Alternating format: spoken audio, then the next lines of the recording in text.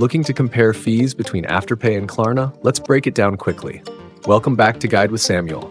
Today I'll explain the key fee differences between Afterpay and Klarna to help you choose the best buy now, pay later option.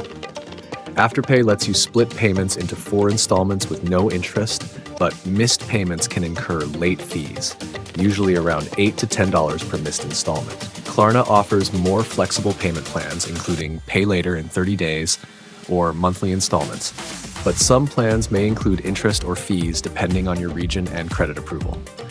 Both services don't charge fees if you pay on time, but it's important to check the terms carefully as Klarna's fees can vary more based on the plan you pick.